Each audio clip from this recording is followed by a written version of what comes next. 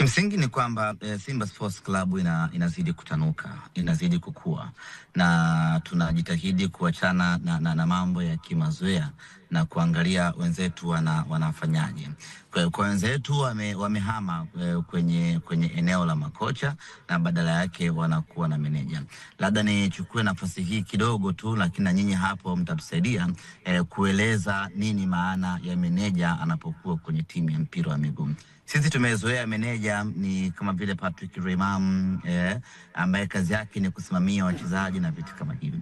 Lakini huyu meneja ambaye sisi tunamaanisha hapa anakuwa na majukumu mengi na hii ni system mpya ambayo Simba Sports Club tumeianzisha hapa Tanzania, na tunaamini wengi watafuata njia hiyo kwa sababu ndio njia ya kisasa na ndio njia bora kweli kweli. Kama ambavyo zamani wasemaji wa vilabu walikuwa tu wanaitwa wasemaji. Lakini Simba wakaja introduce mfumo mpya ambapo wakawa na meneja wa habari na mawasiliano. Baada ya Simba kuanzisha hivyo, hivi sasa kila msemaji na klabu yake na wenyewe wanaitwa meneja wa habari na mawasiliano. Simba Sports ndio ambao wameanzisha hiyo kitu na sasa imechukuliwa nchi nzima. Hivyo kwenye meneja Pantev hapa. Jukumu la meneja ni kutanua wigo wake wa kufanya kazi.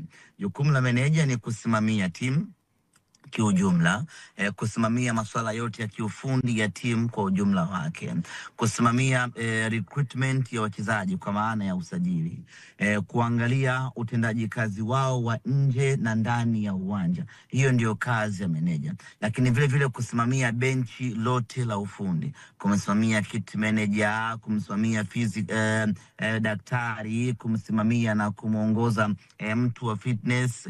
Wote hao wanakuwa wako chini ya meneja huyu ambaye Simba Sports Club tumemwajiri na kumpa hayo majukumu.